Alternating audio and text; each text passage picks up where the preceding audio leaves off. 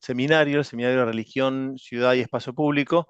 Un seminario que pretende tener varias sesiones. En esta primera nos va a acompañar el doctor Hugo Suárez con su exposición. Es un espacio organizado por el Programa de Religión Vivida, Estudio de Religión Vivida, están acá con su director, el doctor Alejandro Frigerio, y coorganiza el Departamento de Sociología. Así que, dicho esto, doctor Frigerio, le paso la palabra. Bueno, gracias Juan Martín. Buenas tardes a los que se nos unieron y también a los que vayan a ver esto más adelante cuando quede grabado, que esperemos que sean muchas personas porque va a ser sumamente interesante. Bueno, nada, esto como dijo Juan, es el inicio de una serie de charlas, un seminario que estamos organizando desde el programa de Religión Vivida del Instituto de Investigaciones de la Facultad de Ciencias Sociales de la UCA. El programa básicamente, bueno, ahora lo de la religión vivida se puso, digamos, de moda. En su Mm. momento no estaba tan de moda, pero siempre un poco la idea del programa era el estudio de la religión a través de perspectivas que intentaban no ser las usuales, ¿no?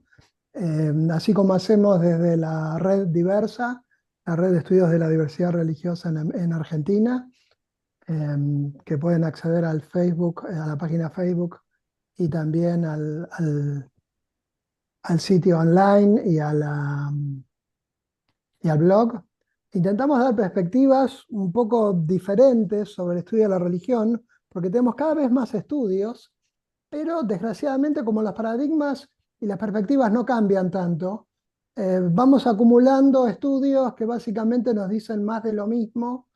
Y me parece que buena parte de nuestra realidad religiosa se nos escapa a través de estas mallas, digamos, teóricas que necesitarían ser un poco actualizadas, renovadas. Me parece que seguimos teniendo muchos sesgos católicos céntricos, sobre todo modernos céntricos también. Ahora estamos, bueno, logramos instalar un poco la idea de que los estudios de la religión en América Latina y mundiales tiene un fuerte sesgo católico-céntrico, pero también hay un sesgo moderno-céntrico, como diría también Pablo Semán, como dijo en su momento Christian Parker. O sea, estamos, digamos, partimos de la base de que ciertas categorizaciones de la modernidad y ciertas separaciones de la realidad social las damos como naturalizadas, cuando en realidad no es tan así, ¿no? O sea, um, la religión no necesariamente está separada como un área de incumbencia real que se diferencia de la política, sino que está todo, digamos, como mezclado y nosotros con nuestros paradigmas intentamos hacer un poco de sentido de todo el caos allí afuera. Eh, otro problema que ya tienen nuestras perspectivas y que intentamos también eh, mejorar un poco, quizás a través del programa de esta religión vivida, es el énfasis demasiado institucional que tienen los estudios, ¿no? Entonces, la idea es enfatizar no solo la religión vivida, sino también la religión extra institucional, que no es exactamente lo mismo, o como dicen ahora René, Cristina y Nayeli Juárez Huete en un libro que presentaremos el 3 de julio, ya paso el aviso, y que este viernes hay una presentación mexicana también, la religión bisagra, digamos, ¿no? O sea, todo lo que pasa por afuera de las instituciones desde el punto de vista, sobre todo, de los individuos, ¿no? Y entonces, bueno, cuando eh, tratamos temas quizás más trillados, intentamos darles alguna perspectiva nueva. Por ejemplo, si vemos Estado y religión, intentamos ver los niveles subnacionales del Estado y no pensar que el Estado es una sola cosa monolítica, como muestran los trabajos de Pilar. Intentamos también, si hablamos de estudios cuantitativos, tener una perspectiva bastante crítica sobre qué es lo que nos pueden decir y qué es lo que no, como muestran los estudios de Juan Martín. Si estudiamos curanderos, vemos también su relación con la religiosidad, como muestran los estudios de Astrid Dahour. Digamos, eh, intentamos no solamente crear nuevos estudios, sino también y sobre todo enfatizar perspectivas novedosas, ¿sí?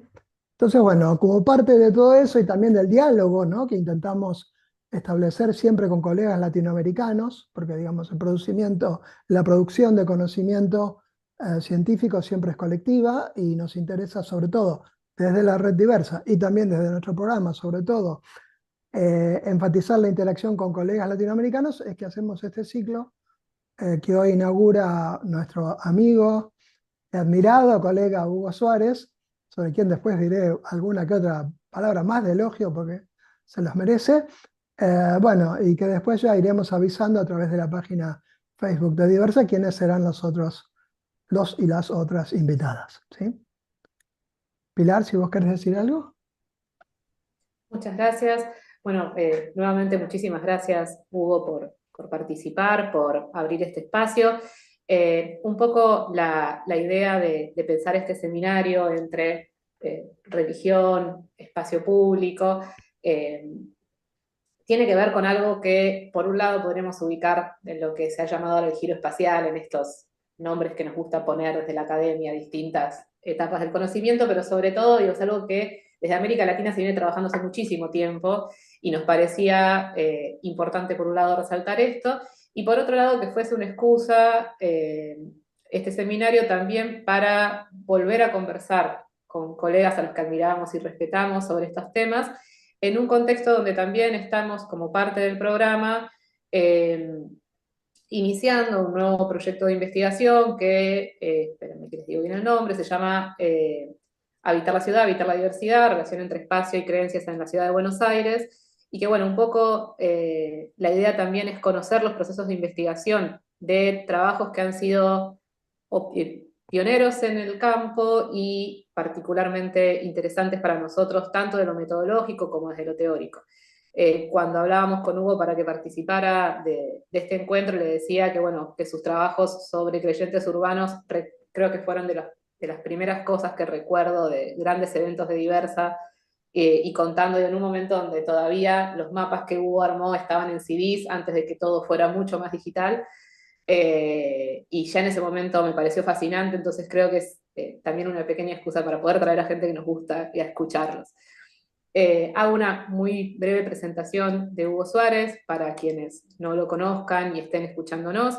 Es doctor en Sociología por la Universidad Católica de Lovaina en Bélgica, con una maestría de Ciencias de la Religión en la Pontificia Universidad Católica de San Pablo en Brasil, investigador titular de la UNAM, de la Universidad Nacional Autónoma de México, un productor muy prolífico de libros, capítulos de libros, con trabajos y proyectos particularmente interesantes en este cruce entre espacio y religión. Actualmente, tres grandes investigaciones, Guadalupanos en París, del que nos va a contar un poco también probablemente nos va a pasar alguna promoción de sus avances allí, subjetividades en transformación, religiosidades emergentes en ámbitos urbanos, y la transformación cultural urbana en América Latina en la última década, el caso de la ciudad de La Paz, Bolivia. Hugo aparte trabaja múltiples espacios y múltiples formas de vivir lo religioso en espacios urbanos de distintas partes del globo, así que creo que es particularmente interesante escucharlo.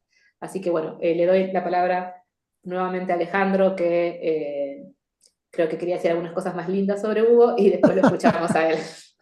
No, bueno, yo lo que quería enfatizar, digamos, además de todos los méritos académicos que todos le conocemos, bueno, además de la gran persona que es, también para los que lo conocemos personalmente, es que quizás sea el sociólogo, digamos, más completo, libra por libra, como se dice en el box, que tenemos en Latinoamérica, ¿no? Pues no solamente, digo, abarca muchos géneros, abarca literatura, es un gran cronista, abarca sociología visual, saca fotos. em, es una producción realmente, parece un hombre renacentista, ¿no? Nada de lo humano le es ajeno y eso, digamos, me parece a mí sumamente interesante y es una senda que me parece también deberíamos seguir más, porque muchas veces estamos como demasiado encerrados en una idea un poco cortita y poco ancha, angosta de lo académico y el trabajo de Hugo, digamos, muestra bien que lo académico va mucho más allá de los papers, va mucho más allá de los congresos, va mucho más allá de los libros, digamos, no es solo un prolífico autor de trabajos sociológicos, sino que, como digo, también hace crónicas semanales, tiene libros de crónicas que siempre son, mezclan la reflexión sobre lo que ve, que está siempre también, digamos, pensado desde lo que ve y analiza, siempre está, aunque sea algo cotidiano que no tiene nada que ver con su objeto de estudio, igual está informado por la teoría sociológica. Es el inventor del concepto de sociología vagabunda, que creo que todos deberíamos eh, adoptar un poco más. Yo lo he adoptado por ahí un par de veces, he intentado ejercer la sociología vagabunda, que también creo que tiene que ver con esto de la espacialidad y con deambular lo urbano y de vuelta con que nada de lo humano nos es ajeno y que todo entra dentro de nuestra lente sociológica, ya sea a través de la pluma, ya sea a través de la computadora, ya sea a través de una cámara de fotos. Además de todos estos emprendimientos, Hugo también hace unas reflexiones teóricas sumamente interesantes. Tiene un libro sobre sociología de la fotografía, es un teórico, tiene trabajos notables sobre Bourdieu. Digamos, no hay área del quehacer humano que no deje sin, sin explorar, sin pensar y sin transmitir hacia el resto de la gente de una forma sumamente amable y sumamente productiva, ¿no? Entonces, bueno, me parece que este Hugo múltiple que abarca distintos géneros también es un modelo, porque digamos, muy buenos académicos tenemos muchos, pero académicos con toda esta amplitud de destrezas tenemos pocos y creo que sería bueno cultivar también estos distintos géneros de la manera tan competente que lo hace Hugo. Así que bueno, nada, reitero que es un gran placer tenerlo con nosotros y que sea el que inaugura esta serie de charlas que me imagino por los nombres que tenemos en mente van a ser sumamente productivas e interesantes. Así que bueno, nada, creo que eso es lo que tenía para decir. Así que Hugo, cuando vos quieras cargar. Híjole, ahora sí que estoy achicopalado. Muchísimas gracias, queridísima Pilar, Juan, Alejandro. Yo pues encantadísimo, encantadísimo de estar con ustedes. De hecho, me estaba haciendo recuerdo de María Pilar, no me acordaba de aquella reunión que tuvimos cuando los visité ahí en Buenos Aires hace, ya van a ser creo que 10 años, ¿no?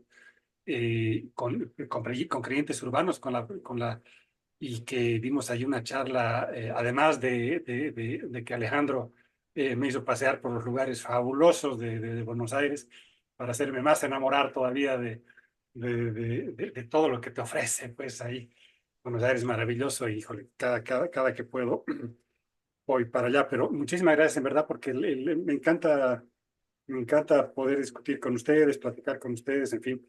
Eh, Porque es eso, o sea, en realidad somos lo que los otros han hecho de nosotros también, ¿no? Entonces, y estos intercambios, estos contactos son en realidad lo que nos alimentan a todos y todos crecemos de las posibilidades de estar juntos. Entonces, mil gracias, qué lindo. Yo feliz, feliz, y además feliz por otra razón más de estar con ustedes que cuando Pilar me dijo, a ver, si le entrábamos, bueno, órale, vámonos de una vez a meterle, eh, primero por ese placer, digamos, de que tengo algunas personas entre amistades y que nunca les digo que no, y ustedes son de esas que se dicen, vámonos, hay que ir, vámonos, vamos para allá, o sea, hay que entrarle.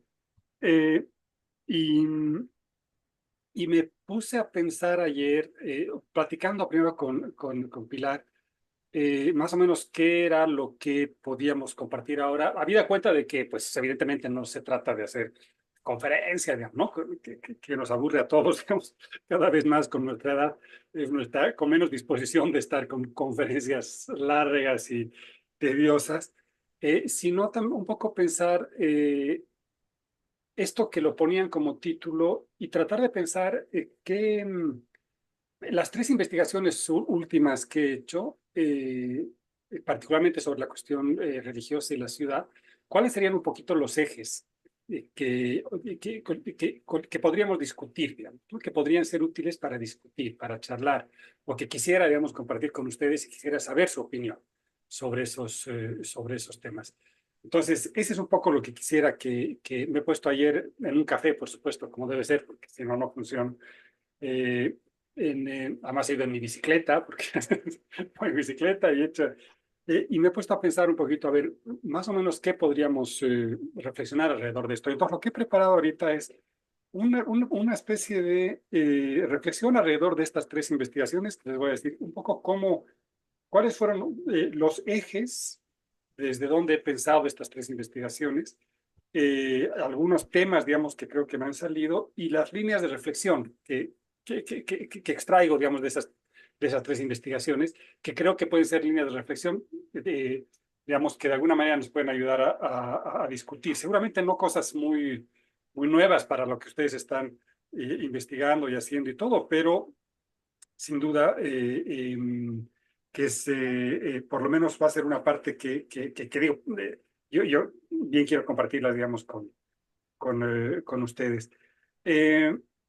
Entonces, a ver, ¿de qué les quiero compartir? Les quiero compartir las tres investigaciones que he hecho, que han sido, o sea, no las tres, una locura, sino tres puntos de observación, momentos de observación privilegiada, digamos, que me he podido concentrar y que siempre alrededor de la cuestión urbana en el fondo y la cuestión religiosa como los dos grandes ejes, y que me han dado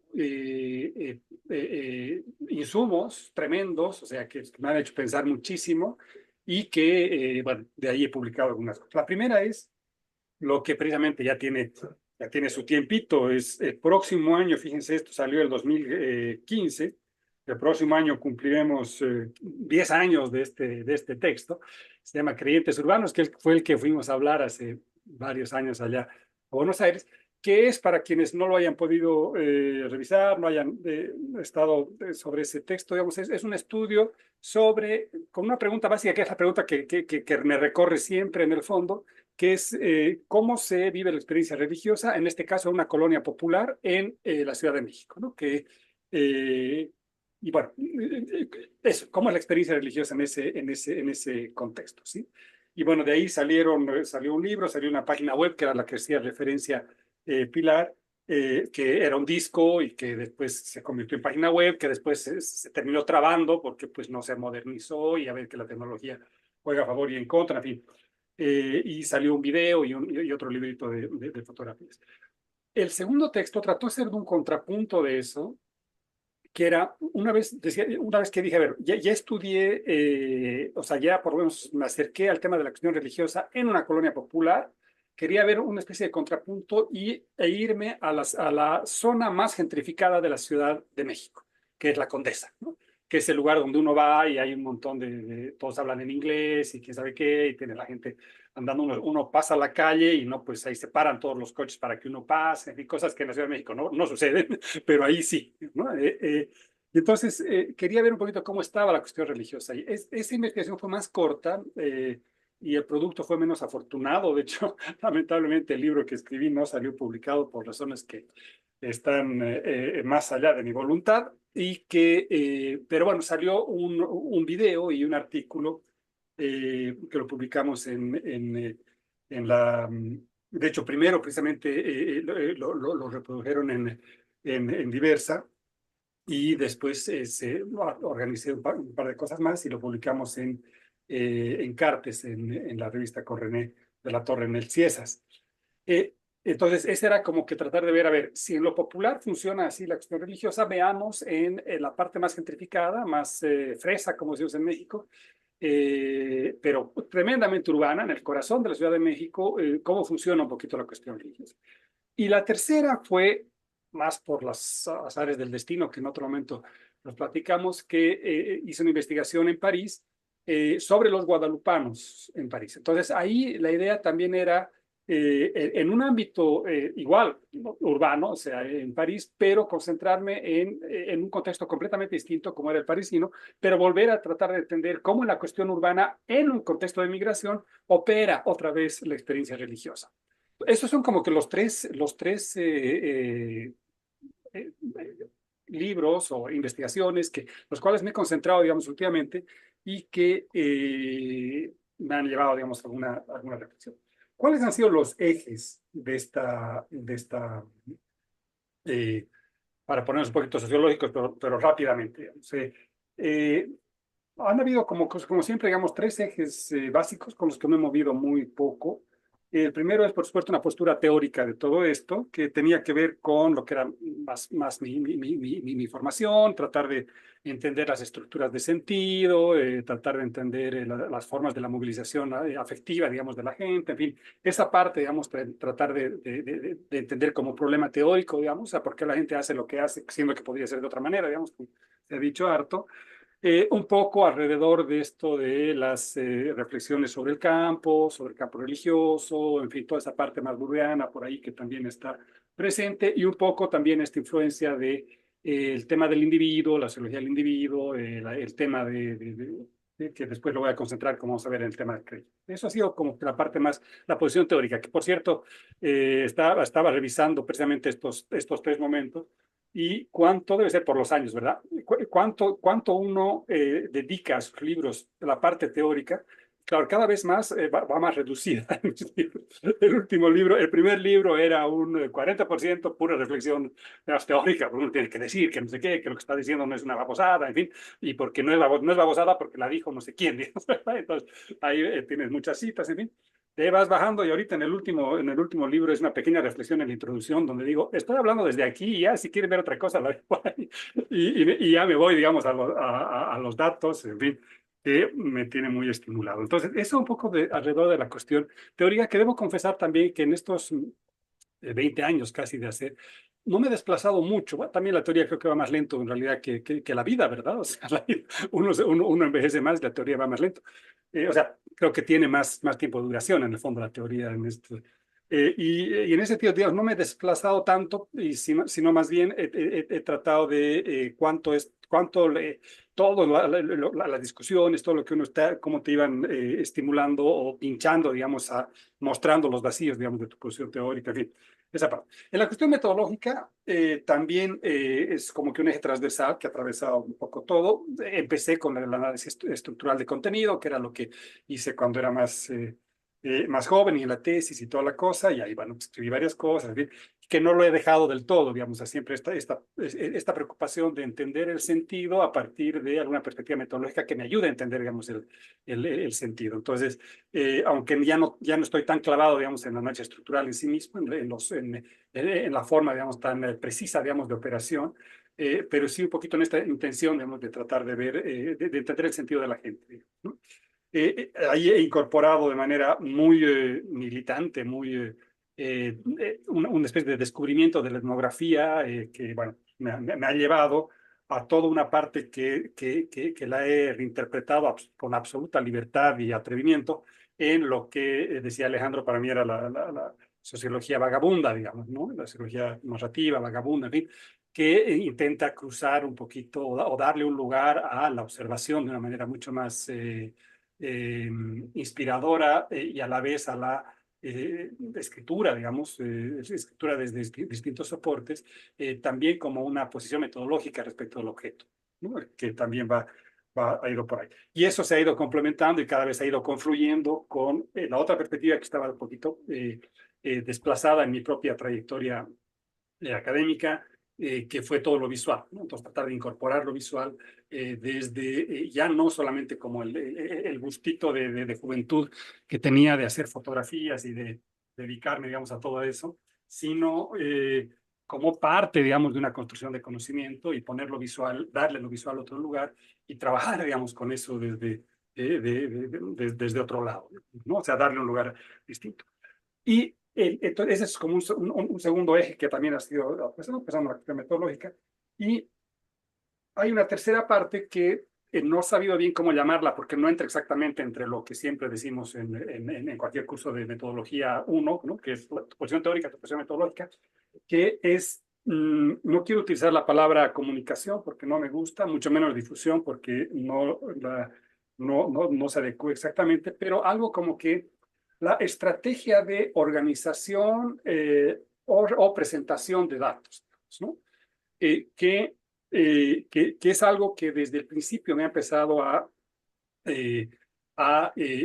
mover algo, digamos, a necesitar y a necesitar cruzar algunas fronteras no convencionales en las cuales de pronto con la riqueza de la información que uno tenía, decías, no puede ser que cuando terminas tu proyecto, porque digamos, en el caso digamos, de la UNAM es muy claro, haces un proyecto, ¿cuál es el producto? ¿No? Entonces el proyecto es un 5 o 10 páginas de proyecto y el producto un libro, ¿no? O artículos, en fin.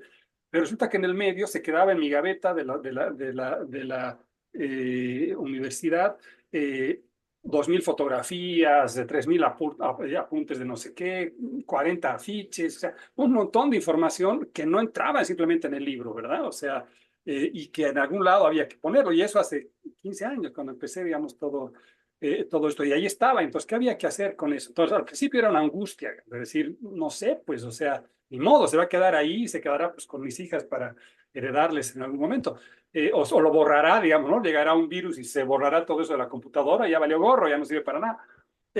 Pero un poco por el diálogo con colegas, por copiarme, inspirarme de amigos, de amigas, en fin, y por estar también con estudiantes, en fin, que son siempre los que te dan. Yo creo que los estudiantes no tienen conciencia de cuánto le dan a uno, ¿verdad? Es una locura cuánto realmente te alimentan los estudiantes. Empezaron a salir cosas, entonces salieron, desde el principio vemos la página web que venía en el CD, decir, algo tiene que entrar allá adentro. Bueno, salieron los libros, los capítulos, la parte normal, y a la vez salieron videos, de decir, tiene que haber, o sea, tenemos que poner esto en un video. Videos que pueden ser medio chafas, como decimos en México, y que seguramente técnicamente, deben decir cosas tremendas, porque efectivamente tienen unos errores grandes, pero que de alguna manera la intención era decir, a ver, no podemos, eso fue lo que reflexioné después, a la conclusión a la que llegué, digamos, bastante después, digamos, ya cuando me sacudí de algunos miedos.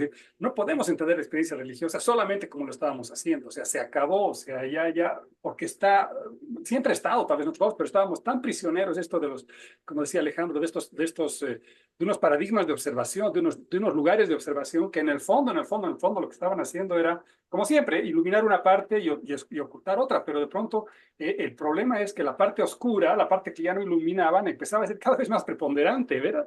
Y que el balance siempre hay un balance entre qué te ilumina y qué te oscurece, pero el balance entre lo que te oscurece y entre lo que te ilumina, me parece que ya está en el límite en el que nos obliga a repensar la cosa y decir, ya no podemos pensarla de la misma manera, y que creo que por fortuna, todo lo que decía efectivamente Alejandro en la introducción y la iniciativa y la reflexión que están teniendo ustedes hace rato, digamos, aquí, va exactamente en esa dirección. O sea, no se puede dejar ya de lado esto, o sea, ya hay que darle una discusión, ya hay que practicar, ya hay que equivocarse, porque por supuesto que no es directo, no es fácil, y uno saca cosas que pueden ser así, las mira con distancia y dice, esto ya lo hace Google Maps en cosa de 10 minutos cuando uno estuvo, ¿no? Entonces, ya no tiene ni siquiera utilidad práctica, en fin, pero finalmente creo que es parte, digamos, de esto. Entonces, ese ha sido como que también una especie de, le digo, no sé bien cómo llamarlo, pero como una especie de necesidad de organizar. La palabra es espantosa, digamos, pero organizar y presentar, ¿qué haces con todo eso que tienes en el fondo? Por ese tema de la gaveta, digamos, ¿no? O sea, estás en una investigación y tienes entrevistas, tienes teoría, tienes historia, tienes fotografías, tienes no sé qué, y resulta que tienes que meter todo en un paper. Y bueno, cabe el paper y se entra perfecto, pero digamos, todo lo demás ya no creo que sea un tiempo en el que tengamos que dejarlo. Y de hecho tenemos muchos desafíos en ese sentido hacia adelante. Voy a volver tal vez con eso, pero el tema del audio, por ejemplo, ¿no? Por eso me he comprado un parlante, un micrófono ahorita ahí muy moderno. El tema del audio resulta que estamos muy acostumbrados, trabajamos Quali, a hacer el audio con la prueba, con la transcripción, ¿verdad? Y la transcripción te dice mucho, hay mucho que decir y hay muchas cosas que leer, pero a la vez la traducción te pierde un 60% de información, ¿verdad? La información de clase, de género, del miedo, de llanto, o sea, mil informaciones de las emociones, otra vez para volver al tema, digamos, ahora de la sociología de las emociones, todo esto que está ahí muy presente y que me parece muy importante. Los olores, o sea, digamos, entras a un lugar y huele a algo, digamos, es diferente cuando entras a un lugar como huele a que entras a otro. Y entonces todo eso, bueno, no tenemos como capturar el olor, digamos, pero sí el audio, por ejemplo. Entonces el audio tenemos que darle otra vuelta, digamos, lo visual, en fin, toda esa parte. Bueno, termino con esa parte que es un poco lo que está. El segundo es, ¿cuáles han sido un poco las unidades analíticas que me han inquietado, digamos, a las cuales me he concentrado en este tiempo? He hecho un esquema espantoso que está así, nomás les voy a mostrar un poquito. No lo he puesto en PowerPoint, porque pero es un esquemita así que ahorita les voy a explicar, que como ven, en el centro tiene el creyente. El creyente, punto. Entonces, mi preocupación, y eso viene sí, del maestro, desde el doctorado, pero, y después, por supuesto, de toda la parte en la que estaba metido, ha sido el creyente como el eje, digamos, ¿no? El eje desde el doctorado, es decir, el creyente es el que me importa, el creyente, quiero entender, y el creyente en sus 6 dimensiones más o menos. Una, la idea de el problema del sentido del creyente, el sentido religioso que le da el creyente a su creencia religiosa, ¿sí? O sea, resulta que el creyente tiene, se puede llamar de distintas maneras, pero una especie de gestión interna, entre muchas comillas, digamos, pero una especie de gestión para, a partir de una serie de estructuras que va metiendo y que son las que le permiten una coherencia en su mundo, ¿no? Eso que se puede llamar de distintas maneras, dependiendo desde donde uno lo mire, es para mí un elemento, digamos, fundamental. Y eso está en todas las investigaciones. O sea, ¿qué me interesa? Me interesa lo que está en la cabeza de los creyentes, ¿verdad? Y cómo los creyentes te platican de eso, te cuentan eso, te organizan todo eso con una consistencia, no coherencia necesariamente, la coherencia, digamos, poco importa, pero sí con una consistencia que están con un autoconvencimiento, por supuesto, espectacular. Y eso me parece que es muy estimulante. Y además porque uno se encuentra en el campo religioso, un día alguien que te argumenta una cosa con una pasión, digamos, impresionante y con una consistencia brutal, y al día siguiente con el otro que te está hablando exactamente de lo contrario, y sin embargo la consistencia, la coherencia la consistencia es fundamental. Entonces, ese es el primer tema. Un segundo tema, por supuesto, pero ese era más obvio, digamos, todo el mundo lo hacía, lo que es la posición social y la trayectoria del creyente. Eso es medio que obvio porque todo el mundo lo hace y está bien, pero obviamente, bueno, hay que ponerlo ahí. Y pensando un poquito siempre en esta trayectoria como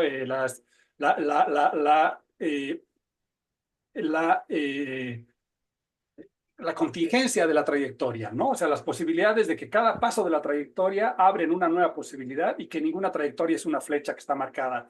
O sea, y que precisamente la angustia de existir tiene que ver con la decisión que se ha tomado y con el punto, el nuevo punto de la nueva posición en la cual uno está y que le va a abrir nuevas posibilidades y le va a cerrar otras. Y a partir de eso, en fin, todo eso que digamos ya se ha hablado. Un tercer elemento, otra vez siempre con el creyente, era el tema del entorno íntimo del creyente. Las primeras investigaciones que hice en Ajusco, precisamente, porque en el doctorado fue más desde otro lado, entonces más histórico, no tuve esa posibilidad. Pero en Ajusco, allí en Creyentes, me impresionó una cosa y me llamó realmente la atención y me pareció fabuloso cuando la gente me invitaba a su casa, por Dios, o sea, era el mejor momento de la investigación. O sea, cuando entras a la casa de alguien y que te muestra, y vienen unas señoras, me acuerdo, unas señoras espectaculares, guerrerenses, o sea, venían de Guerrero ellas, o sea, migrantes de Guerrero al interior de la Ciudad de México, y sacaron el bastón de su padre. No saben la emoción, porque sacaron el bastón de su padre y me contaron cómo su padre, que era de origen rural, les había enseñado a hacer el bastón. y ellas habían hecho el bastón que lo tenían de un árbol que sacaban, que la ponían al agua y al fuego y no sé qué, para que sea resistente, y después lo tenían, y eso era con lo que y su padre que había muerto hace 2 años. Entonces, o sea, cuando uno entra a esos espacios, cuando uno entra a los espacios y ves que dentro del espacio está la persona sentada con su altar, que está viendo la tele, pero que a la vez tiene la foto del matrimonio, pero la experiencia es completamente distinta. Entonces, esos espacios íntimos, esas materialidades íntimas, digamos, me parecía que eran fundamentales y que tampoco podían quedar afuera. No tenía muchos instrumentos para ver cómo hacerle, pero, digamos, sabía que a algún lado tenían que estar. El, la, otro tema, digamos, que me parece importante alrededor del creyente era el tema de la institución, pero la institución, no en tanto la institución en sí misma, sino la institución leída, vivida y digerida por el creyente, ¿sí? O sea, efectivamente es diferente, digamos, para un creyente que se adscribe a una determinada institución, pero primero que no tengo idea y no me interesa, digamos, la lógica institucional. Siempre que llega Semana Santa, pronto me preguntan, ¿y tú qué opinas de la Semana Santa? O que el Papa dijo, dejó de decir, no sé, no el obispo, no tengo idea, la verdad que no lo he leído, sé lo mismo que sabe cualquier persona que ha leído el periódico, eh, eh, pero me interesa muchísimo que en el altar de no sé quién, en su casa, al lado del bastón, tiene la foto de Juan Pablo II, ¿no? Eso me parece que es fabuloso, porque es esa presencia, digamos, esa relación que tiene con la institución es distinta, digamos, es distinta. Y ahí me parece, digamos, muy. Luego, el tema de la pertenencia, ¿no? La pertenencia y colectividad. ¿Cómo los individuos pertenecen en colectividad? ¿Y qué es, para mí, de lo que he observado, el momento de mayor pertenencia en la colectividad? Pues la fiesta, ¿no? La fiesta.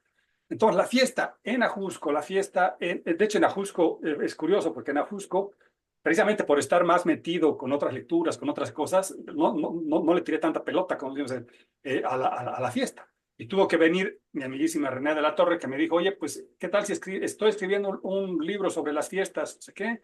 ¿Qué tal si escribes un artículo? Y dije, ching, pues fíjate que tengo un montón de material y no había escrito un capítulo sobre la fiesta. Entonces hice un artículo sobre la fiesta que fue entretenidísimo, digamos, porque claro, o sea, la fiesta, y ya después en el texto de los guadalupanos, en este de aquí, una parte fundamental es evidentemente la fiesta, porque la fiesta, o sea, somos fiesta, que somos y no es fiesta. Pero la fiesta entendida precisamente en ese sentido, o sea, la fiesta entendida como el momento de pertenencia y de colectividad juntos, ¿no? Que bueno, hay muchas entradas, se pueden decir muchas cosas, pero a mí lo que me llama mucho la atención es eso, cómo en la fiesta te constituyes en otro, en el fondo, te constituyes en una colectividad a partir de la suma de las individualidades y de los pequeños esfuerzos que cada uno hace y se convierte en algo nuevo. Por supuesto, hay una quinta dimensión, creo que me llamó la atención el tema de la territorialidad, ¿no? O sea, ¿qué hace el creyente? Todo esto de siempre es, ¿qué hace el creyente con el territorio, ¿no? Y eso me pareció fabuloso porque atravesaba, o sea, ¿qué hace el creyente con el territorio, con su territorio íntimo, con su pequeño altar? ¿Qué hace con su billetera? ¿Qué hace con su celular como un territorio, digamos, de poner determinadas fotos o no ahí, digamos, ya eso habría que pensarlo? Pero a la vez, ¿qué hace con el territorio de su barrio? O sea, ¿qué hace con el territorio? Y eso, la realidad me empujaba a eso de una manera brutal. O sea, resulta que uno va, y eso era lo que les mostraba aquella vez en ese mapita que cayó muy bonito, digamos, y que costó mucho y fue muy lindo trabajo, me encantó hacerlo, digamos, que era la cantidad de pequeños altares que había en la calle, ¿no? Y que se materializaba, por ejemplo, en el gran altar que fuimos con Alejandro varias veces, y además que el privilegio de los años, he tenido la posibilidad de registrar un solo altar, un solo territorio, durante 10 años, cómo vive y muere, o sea, cómo va y en realidad después se cae, después viene el Estado, interviene, después otra vez se cae, después renace, o sea, cómo la gente hace desde su fe, y eso son los creyentes igual, porque eso depende de una persona que tenía la intención y que después organizó y trajo al cura y trajo al alcalde, y logró que ese territorio, que era un territorio absolutamente muerto, ¿no? Con una piedra, tenga una vitalidad impresionante, digamos, y que sea absolutamente dinámico. Entonces, ese rollo de esa territorialidad en lo pequeño, en estas tres dimensiones de la territorialidad que me llamaron mucho la atención. La territorialidad de barrio, digamos, que es un lugar, digamos, importante. La territorialidad del hogar, ¿no? De pequeño territorio, y la territorialidad ya más más de la ciudad, digamos, más oficial, el templo o la villa, en el caso aquí de México, en fin, los lugares más formales. Y finalmente, por supuesto, el tema de la imagen, ¿no? O sea, la imagen, ¿qué rol jugó la imagen en los creyentes? Siempre he pensado desde los creyentes, o sea, ¿qué hacen con la imagen los creyentes? ¿Cómo unos la besan, unos la visten, unos la voltean de cabeza si no les funciona, le dan la vuelta, o en fin, o sea, ¿qué hacen con la imagen o la sacan al barrio, la traen, la llevan, en fin, todo ese rollo es algo que me ha... Esto, por supuesto, en un contexto urbano, ¿no? Y en el contexto urbano, o sea, no me he metido en la cuestión rural propiamente, en fin, no he tenido la posibilidad de hacer esos experimentos. Eso ha sido como que, no sabía bien cómo llamarlo, pero digamos, unidades analíticas, no sé, o sea, alrededor siempre de el creyente como el eje, digamos. Y eso me lleva a 5 puntos y con eso termino. A 5 puntos que les invito a que quiero compartir y que por ahí vemos. ¿Sí? Lo primero es temas para discutir. Lo primero es en la ciudad, no voy a decir latinoamericana porque es mucho, pero de lo que puedo ver, digamos, aquí en México y que ustedes me dirán si comparten por ahí, pero esta idea que me parece muy estimulante, creo que viene de Pierre de Sanchis, precisamente, si no estoy mal, si no mal recuerdo mis lecturas, esto de las matrices culturales, estas 3 matrices culturales que están en ejercicio, ¿verdad? Y que, por supuesto, la matriz indígena, la matriz de origen español y la matriz afro, digamos, como 3 grandes matrices que van y que...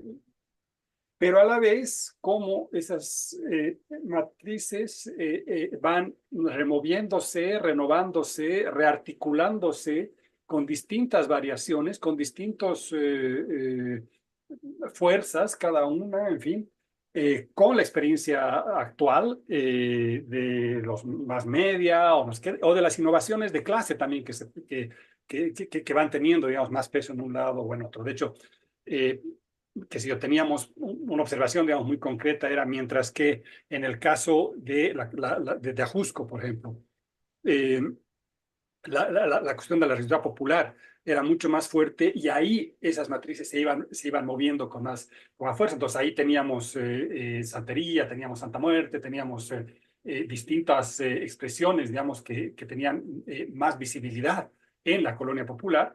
En el caso, digamos, de la Condesa, el lugar este más gentrificado, lo que tenía más visibilidad era la creencia angelical, ¿no?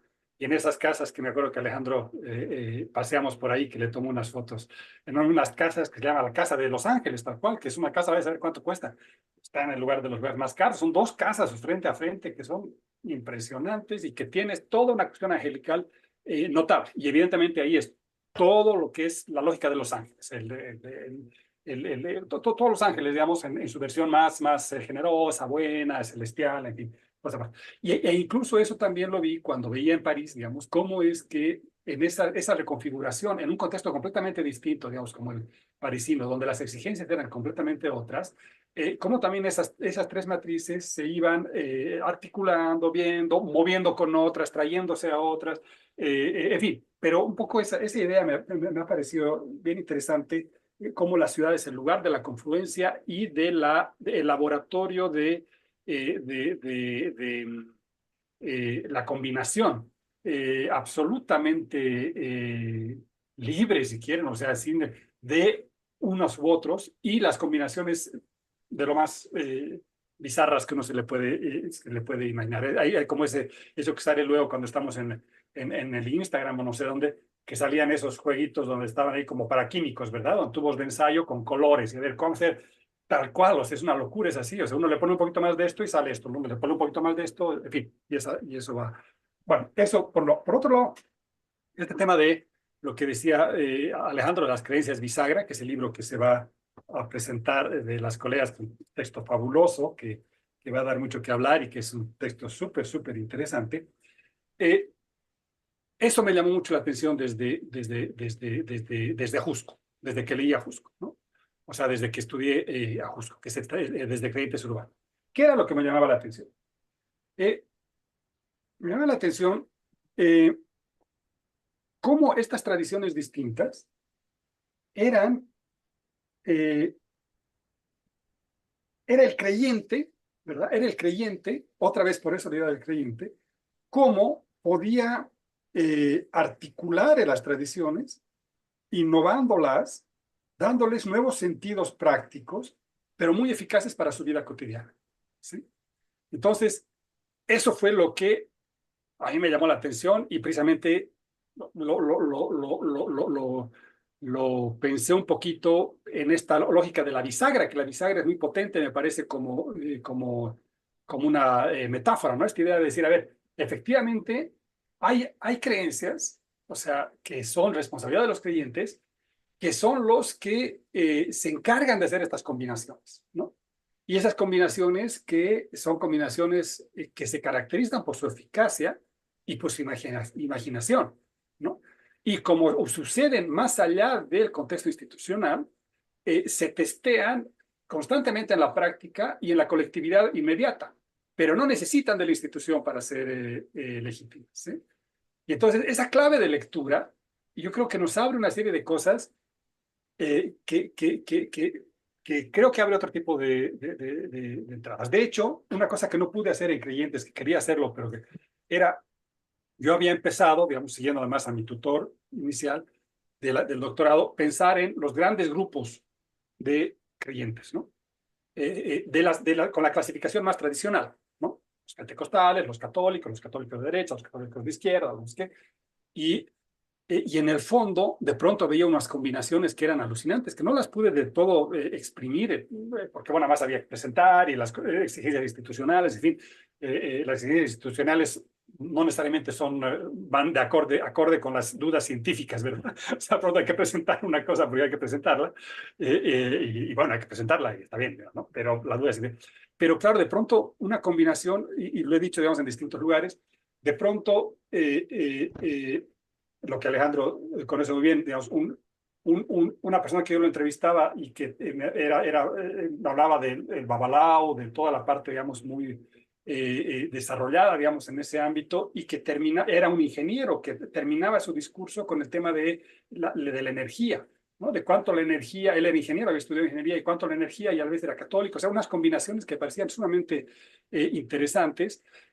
U otra que me acuerdo que también fue muy especial, de yo quería clasificarla en un lugar, la trayectoria de una militante de comunidad eclesial de base, que había ido a Chiapas, había conocido el zapatismo, que había estado con los derechos humanos y que termina siendo homeópata, ¿verdad?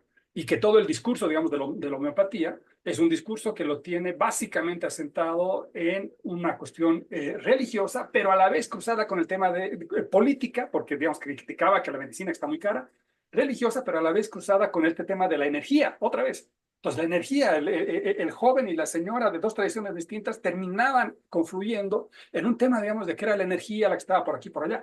Entonces, ese tipo de cosas que me echaban por la borda las clasificaciones que tenía, digamos, de entrada, fueron tremendamente ricas, estimulantes, y que creo que no terminé de darle cuenta a mí, pero me dejaban el problema, digamos, de la bisagra como un problema que creo que es intelectualmente muy estimulante y que nos lleva otra vez a discusiones antiguas, y que no por antiguas son superadas, y que hay que verlas, revisitarlas, o ver todo el tema de la hibridación, en fin, todo el tema. Hay mil entradas, digamos, de bricolaje desde otro lado, o de mestizaje, o no sé qué. Hay muchas entradas, digamos, por aquí, por allá, las transacciones, en fin, pero que creo que este tema, digamos, de lo bisagra es interesante y bien potente en esa dirección.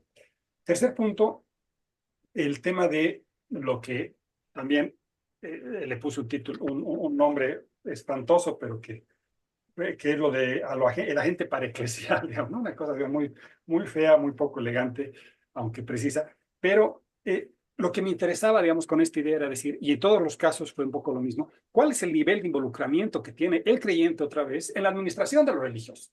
Finalmente es eso, o sea, ¿cómo es que te involucras? ¿Cuánto? ¿Y por qué? ¿Y qué rol empiezas a jugar en la reproducción de lo religioso a partir del nivel de involucramiento que estás teniendo? Que no nos sirve para nada pensar las categorías que tienen otros autores de pensar el católico nuclear, el católico cercano, en el caso, digamos, del mundo católico.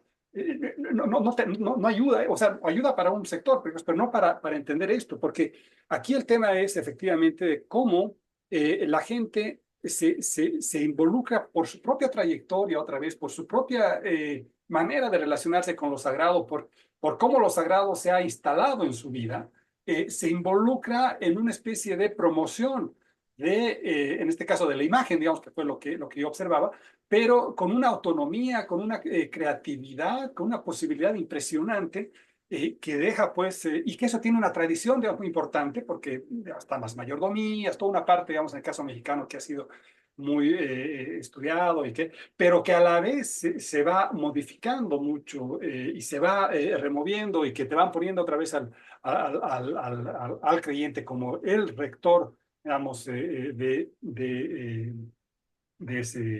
ese tema, digamos, ¿no? O sea, como una gente realmente muy responsable.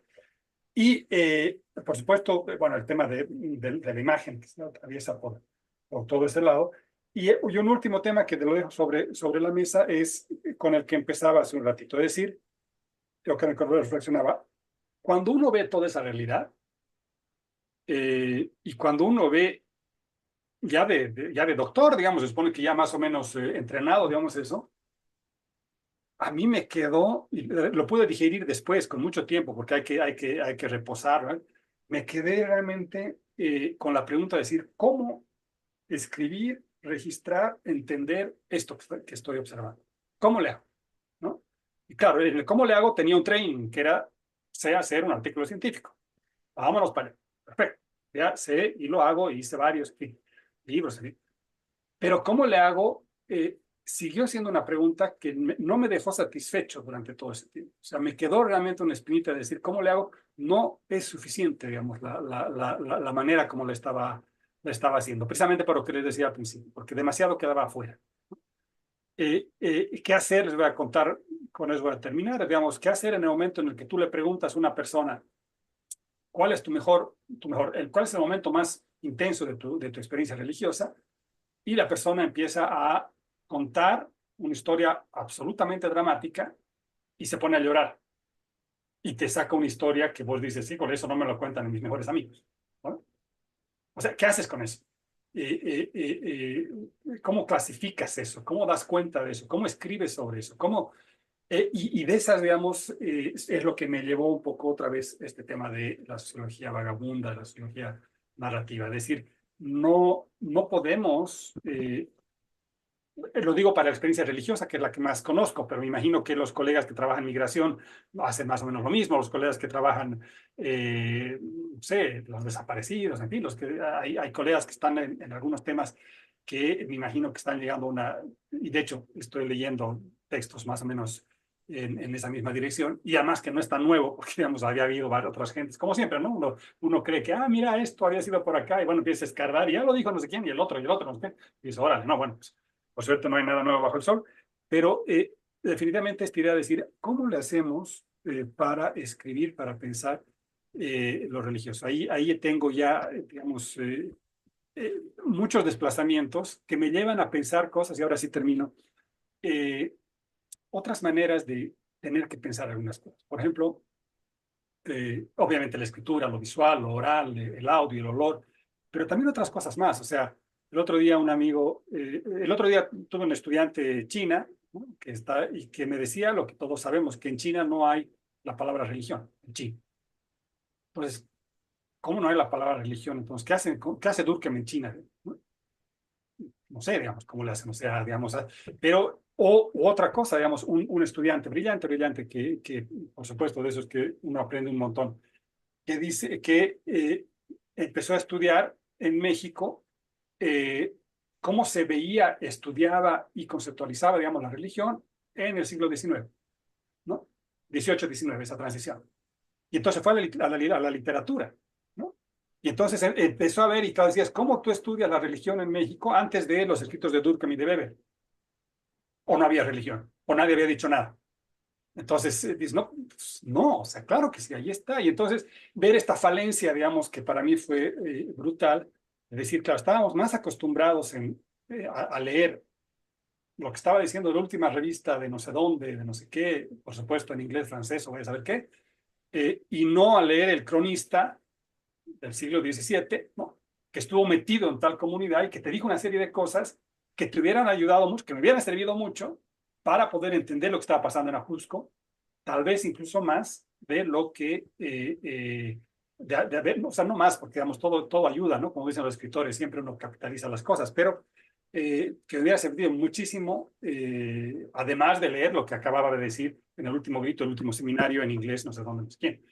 Entonces creo que ese es otro de los temas que además me atraviesan por todo lado y que me tienen también inquieto y muy estimulado. Digo muy estimulado y ahora sí termino, porque creo que para mí esa ha sido la manera más entretenida de hacer ciencia social y de hacer sociología de la religión. O sea, lo más difícil siempre ha sido la parte más aburrida, digamos, porque interesante, digamos, ha sido hacer otra parte de que ahora tengo que hacer un artículo, no sé qué, la verdad, y que dejaba una serie de cosas, y esta parte tan entretenida de simplemente describir el altar frente al cual me recibió una persona en el momento en el que la fui a entrevistar, y pensar cómo eso tiene para atrás y tiene para otros momentos y tiene no sé qué y lo que se tiene, es una parte que a mí me ha estimulado mucho y que creo que además permite entender, porque no es solamente una cuestión de gustos, es una cuestión yo creo que epistemológica también, o sea,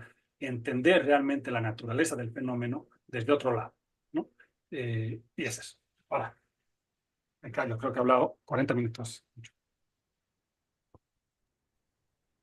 Bueno, gracias, Hugo. Buenísimo. Millones de cosas para decir. Yo, a ver, lo que sí te pediría, porque me parece que tiene mucho que ver con lo que yo te dije antes, si podés hablar un poquito más de esta última parte.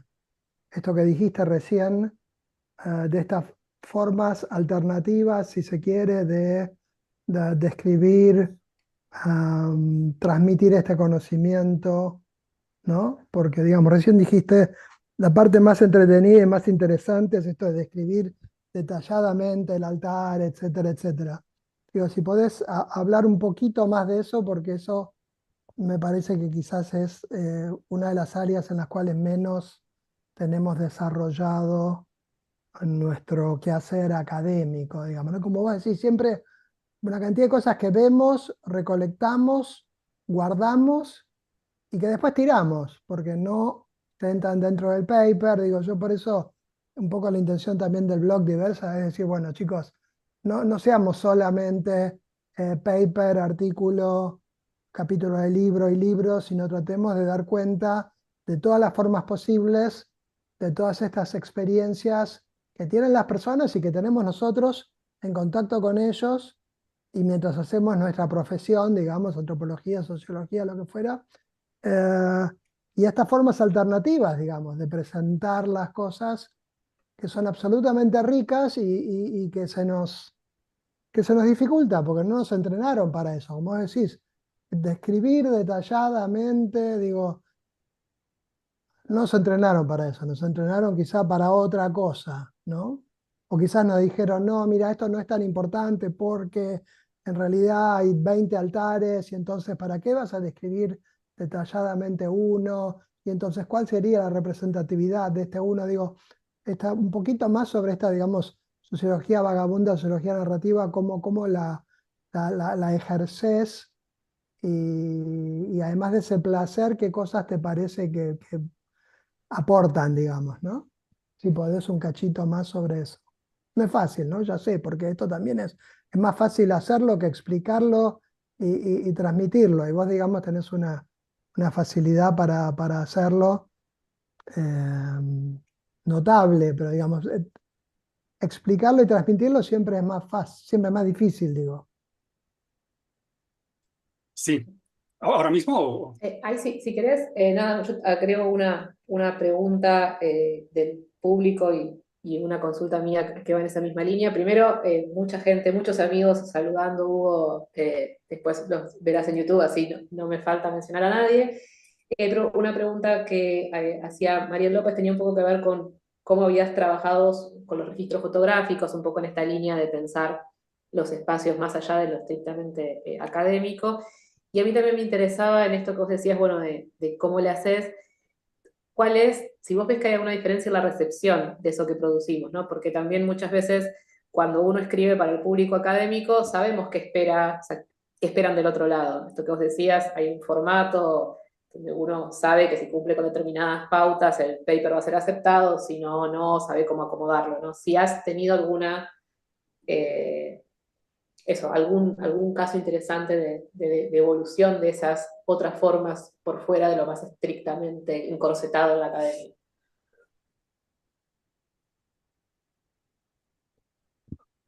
¿Ya? ¿Eso? Sí. Sí, sí. Sí, qué maravilla, gracias.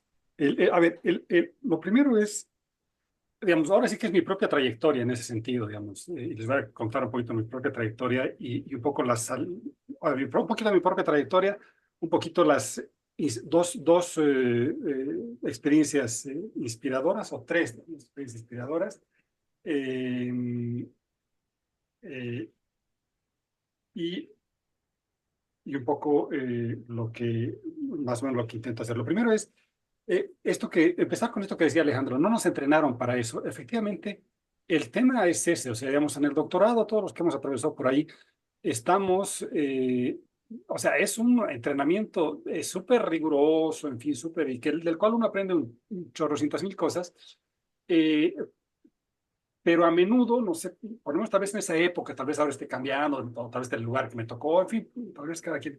A menudo para mí era tener que dejar de lado otras cosas, empezando por mí mismo, ¿no? Me acuerdo de mi tesis de doctorado, tengo un último párrafo de 350 páginas, ¿no? Donde digo, si se me permite, voy a decir tal cosa, porque era un poquito decir, además yo estaba estudiando gente con la que yo admiraba mucho, y entonces fue una cosa muy técnica, digamos, muy correcta, digamos, y creo que estaba bien, seguramente era lo que necesitaba en ese momento, pero eh, de pronto esa necesidad de decir, todas estas cosas paralelas que uno va haciendo, sensibilidades que uno va teniendo, resulta que hay que ponerlas bajo la alfombra, ¿verdad? Y desarrollarse en el lugar que tiene legitimidad, en la forma, en el formato que tiene legitimidad, que es con el cual uno hace carrera. Que todas cosas tiene que hacerlo, ¿verdad? Porque si no, pues quedas donde quedas. Entonces, y ahora, por ejemplo, en México tienes decenas, pero decenas, o sea, cada rato que uno, de cursos sobre cómo escribir un artículo científico, por supuesto, mejor si es en una revista que tenga Q no sé cuánto, ¿no? Incluso hay países, según lo que me han dicho, o hay algunas instituciones también, donde te van a medir tu rendimiento a partir de qué Q tiene la revista en la que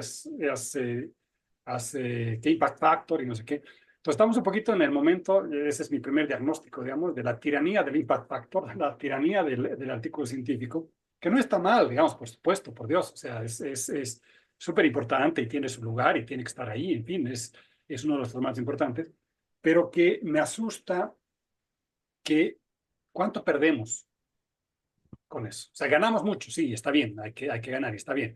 Y además hay gente que hace toda la vida por ese lado y me parece perfecto. O sea, yo no estoy para ganar a nadie, me parece bárbaro. Pero ¿cuánto perdemos de eso, de la experiencia de investigación cuando no tenemos?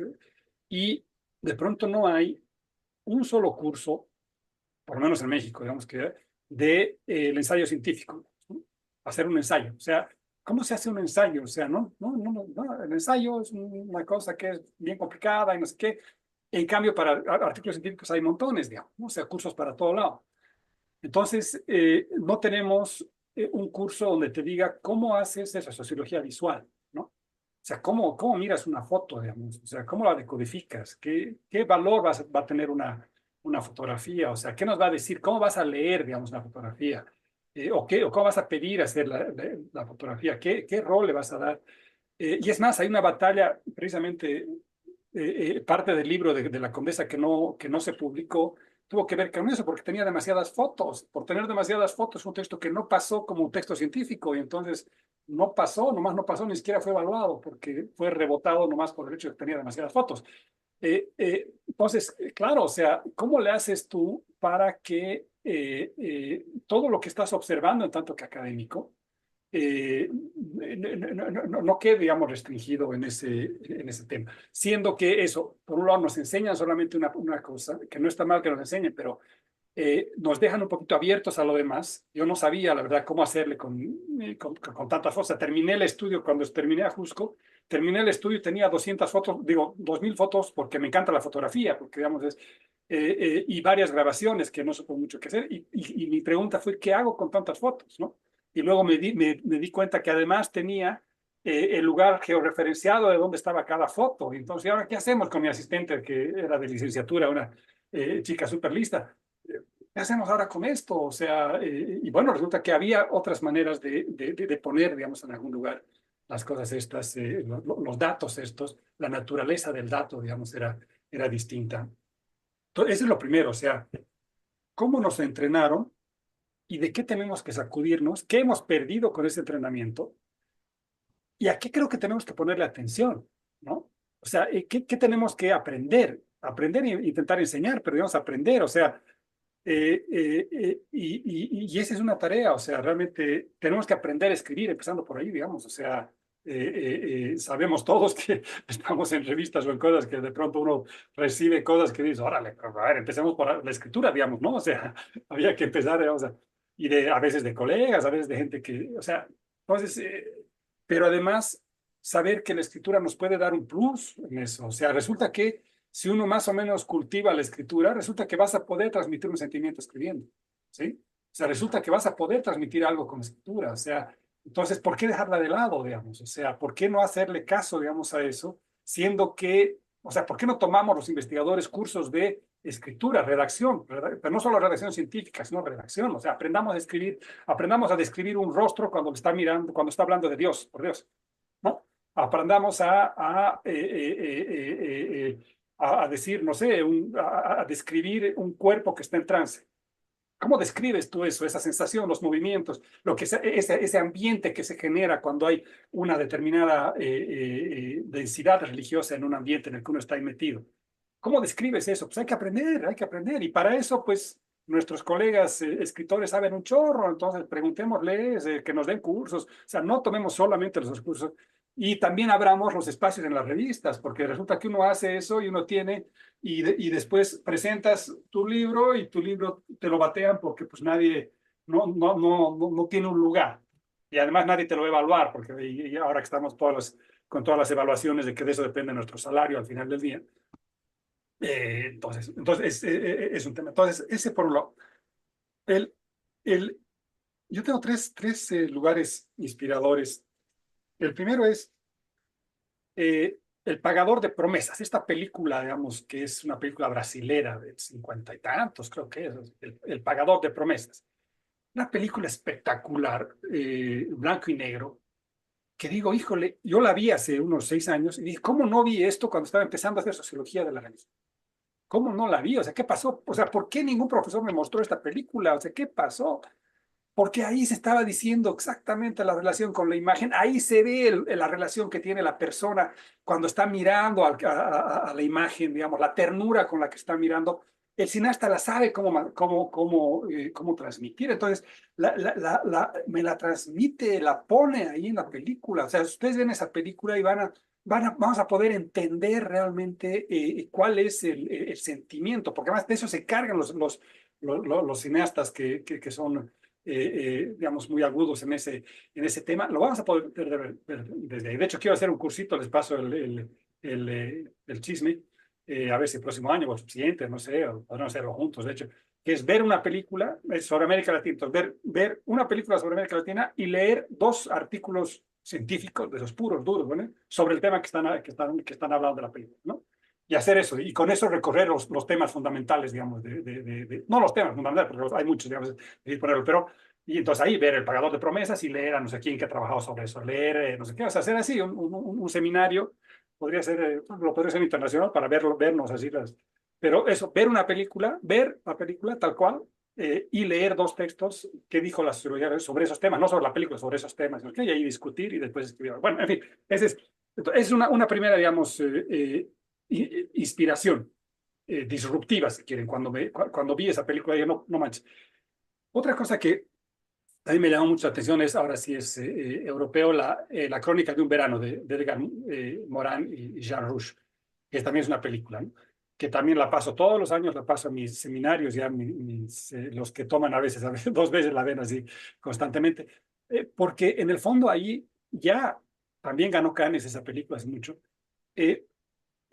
O sea, es una película donde no tiene que ver con lo religioso, pero en el fondo es el sociólogo que hacía estudios sobre cine, Morán, ¿no? Y que había escrito cosas sobre cine y que había hecho no sé qué, que se pone a hacer una película y el documentalista de antropología visual, ¿no? Jean Rouch, que hacía varios documentales sobre el África, que se ponen a hacer algo sobre París, ¿no? Y la experiencia que viven en ese momento ambos y el equipo que pasa por ahí, es una experiencia que creo que es muy estimulante. O sea, digo, los temas ya son sobrepasados, en fin, hay un montón de cosas, pero lo estimulante de decir, a ver, ¿cómo podríamos hacer? Y es un poco la pregunta el desafío, digamos, que quisiera tener para mi próxima investigación, ahorita que acabe los varios pendientes que estoy teniendo, decir, yo quisiera, y muchos colegas lo han hecho y lo hacen bien, hay cosas, decir, a ver, quiero que hagamos una investigación sobre tal tema, lo religioso, pero que a la vez estemos pensando en cómo va a ser visualmente esto, y que estemos construyendo visualmente, y que estemos pensando, y que parte del producto sea un performance, parte del producto sea un video, parte del producto sea un artículo científico, y parte del producto sea una exposición de fotografías con la gente, ¿no? O sea, ¿cómo le hacemos, digamos, todo esto? Y ahí es donde creo que hay que jugar un poquito con la imaginación. Y la tercera experiencia también estimulante en ese sentido de cruzar barreras es este autor que recién lo conocí hace mucho, pero recién le he puesto atención de esos autores que se llama, tengo justo aquí el libro al lado, se llama Miguel Covarrubias, que es un pintor caricaturista de los, no sé bien cuándo muere, creo que en los 50, sabía que era muy joven. Pero es una maravilla, porque resulta que él era un caricaturista, ¿verdad? Pintaba, ¿verdad? Y resulta que en tanto que hacía caricaturas y hacía de cuadros fabulosos, en fin, y resulta que en eso se mete a Bali, ¿verdad?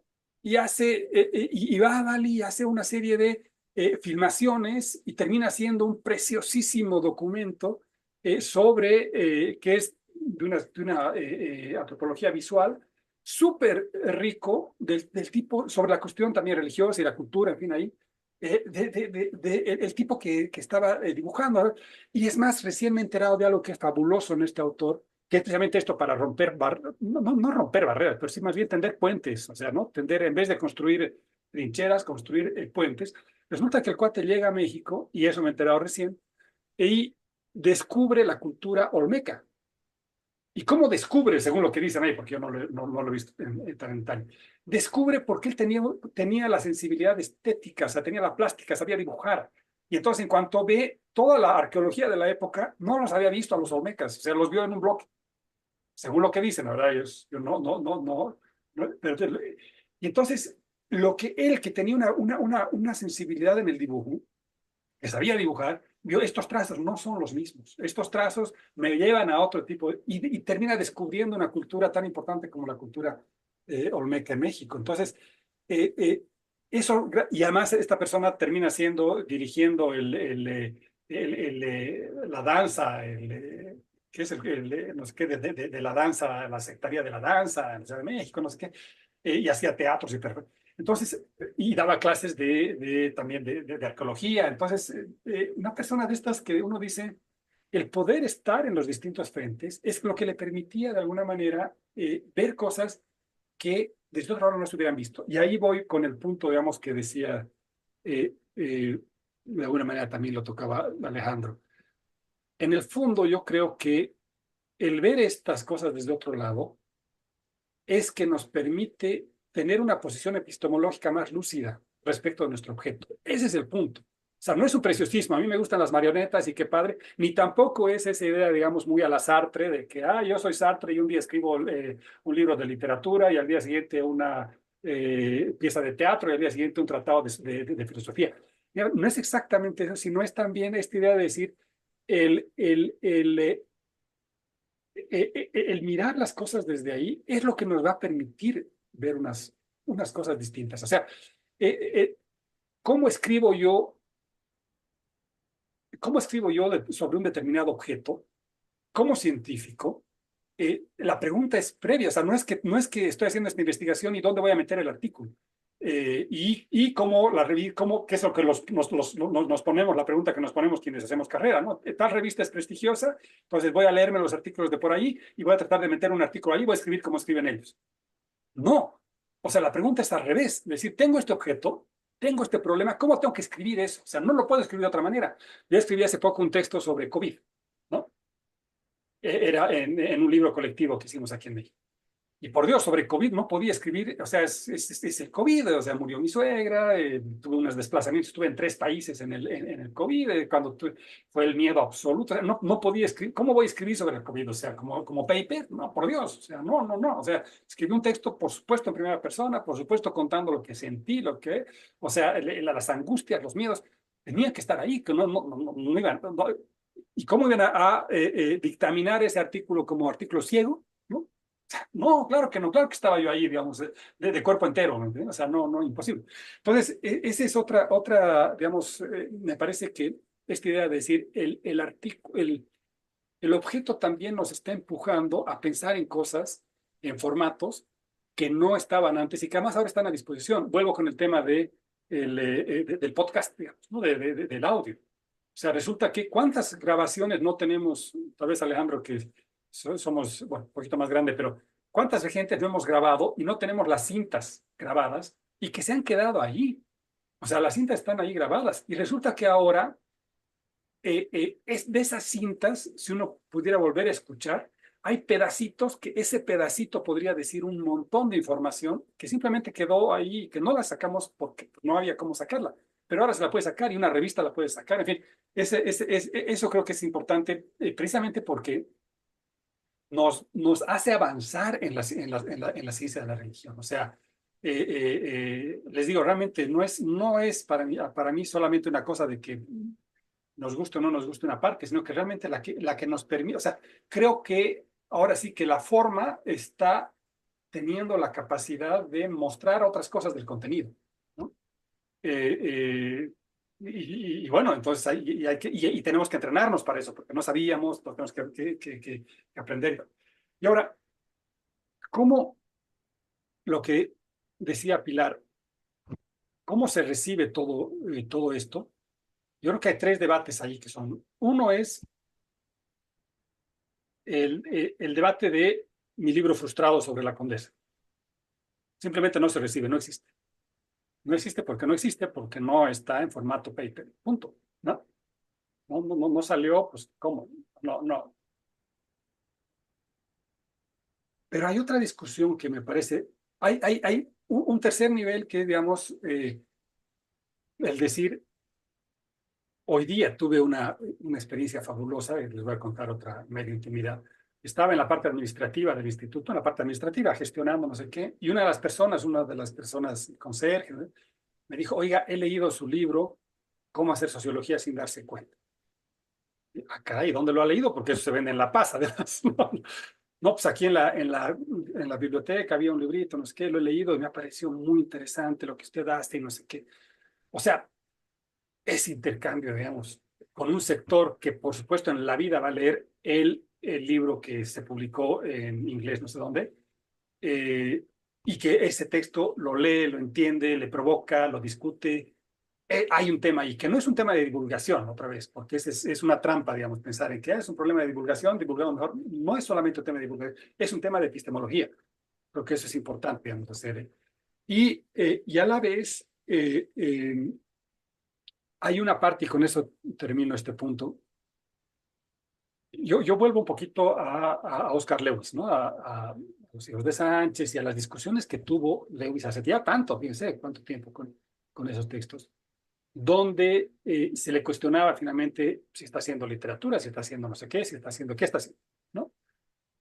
Y tiene una respuesta que no recuerdo ahorita de memoria, porque después la voy a buscar, que decía, todos los documentos que yo estoy haciendo, todo lo que yo estoy escribiendo es precisamente, tengo registro de eso, no me estoy inventando nada, porque de ese lugar no me salgo, o sea, no estamos en el lugar, no estoy en el lugar así hiperpostmoderno de que vamos a relativizarlo todo y por lo tanto, no, o sea, es el carnaval, digamos, no, me asusta, no. Pero sí el lugar de decir, a ver, lo que decía Scott Lewis, aquí tengo el resultado de todo esto, o sea, está el registro de todo lo que he hecho, o sea, he estado ahí observado, principio antropológico básico, ¿no? O sea, lo que estoy haciendo es una cosa que yo he observado y que, pero desde donde lo estoy haciendo es para convencer a los demás de que lo que estoy haciendo efectivamente es así. Pero sí he observado, sí está ahí, por lo tanto no me estoy inventando. Pero eso que está ahí permite que pueda ser digerido, leído, discutido en distintos lugares, no solamente en el claustro. O sea, entiendo las discusiones de claustro y me parecen muy estimulantes y hay momentos en los que hay que encerrarse entre tres especialistas. Perfecto. Es una cosa muy padre. Pero ojo que ese modelo, digamos, que viene de las ciencias duras, de decir solamente en mi laboratorio, digamos, puedo discutir estas cosas porque nadie más va a entender y porque este es, digamos, la naturaleza de mi objeto, no es el único modelo, aunque pueda atravesar por ahí, para las ciencias sociales. Para las ciencias sociales tenemos otros modelos más para construir, para interpretar, para comunicar, para dialogar, para avanzar. Y si lo focalizamos solamente al seminario de claustro, entonces creo que no vamos a llegar muy lejos. Y termino con esto. En este último libro, vaya a saber cuál va a ser la lectura y la recepción, digamos, porque no sé de los guadalupanos, pero ya me ha llamado la atención una cosa, que ha sido por el título, en la presentación que tuve en la feria de minería, la feria del libro de la UNAM, en febrero de este año, las personas que vinieron a que se los firme, que eran 4 o 5, o sea, porque digamos, no es como García Márquez que tenía las filas, digamos, para tocarlo y firmar. Todas eran creyentes. O sea, todos compraron y me dijeron, o sea, todas fueron por el título, por decir, y para regalarlo. O sea, uno me dijo, regáleme, dedíquemelo a no sé quién, porque está enfermo y es muy devoto de la Virgen de Guadalupe y no sé qué. O sea, era como que un objeto, digamos, que estaba en otro registro. Ahora, me llamó la atención eso. Vas a saber que, pero yo quiero que esa persona que ha comprado el libro, y eso me esfuerzo al escribir, o sea, esa persona que ha comprado el libro por un sentido de devoción, le saque algún provecho, lo entienda, ¿sí? Y cada vez más cuando escribo, antes cuando escribía estaba pensando en los dos dictaminadores que me iban a permitir que pase el texto y que por lo tanto me suban de nivel y haga no sé qué, ¿no? Y que se publique en un lugar, mejor si es cuanto más lejos, más prestigio, cuanto una lengua más dominante, mejor. Ahora cada vez pienso más en la gente más directa, ¿no? Y que la gente más directa pueda entender, pueda sentir, pueda hacerse, o sea, pueda sentir que está, aquí en los guadalupanos, cuando de pronto entro a un departamento, digamos, de unos devotos ecuatorianos, migrantes que no tienen papeles, y me muestran su casa, o sea, quiero que la gente, cualquier persona pueda leer eso y se sienta realmente en el lugar, que se sienta conmigo, ¿no? Que esté ahí, o sea, mientras... Y si tengo eso, lo visual, por otro lado, y les puedo presentar algo, pues cuanto mejor. Entonces, ¿a cuál va a ser la recepción en ese sentido? Yo creo que está un poco por verse. Todavía no tengo muchos parámetros, digamos, de cómo está, pero en todo caso le tengo mucha fe a que por ahí creo que algo podemos ir sacando, no sé, y bueno, en fin. Ok, mientras Pilar va probablemente rescatando otras preguntas de YouTube, yo quiero hacer una observación. Digo, me parece súper importante lo que dijiste. El-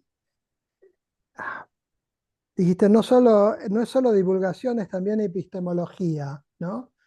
Y yo creo que tenemos que pensar un poco en esos dos ejes y no verlos como tampoco, porque digamos, tampoco tenemos que pensar que divulgación es una mala palabra, ¿no? Lo que pasa es que como vos dijiste, bueno, estamos tan y cada vez más, ¿no? Que el impact factor, que cuántas revistas escribiste, pero eso a la vez es un camino, digo, también que también hay etapas, ¿no? No es lo mismo si estás empezando tu carrera que si ya como vos estás en un lugar de tu carrera que te permite, digamos, pensar en otras cosas, aunque también con consecuencias. Por ejemplo, que te reboten un libro, ¿no? Que yo creo que te dije en algún momento, ¿cómo que pueden ser tan burros que te van a rebotar el libro ese? Porque supuestamente no es, creo que dije algo así, porque digo, pero bueno, digo, pensar estas dos cosas, ¿no? Y lo mismo, digamos, si estamos de vuelta con el blog, me parece que es súper interesante que hay que mencionar la iniciativa de René de la revista Encartes, porque justamente intentar abrir el panorama de la forma en la cual se puede transmitir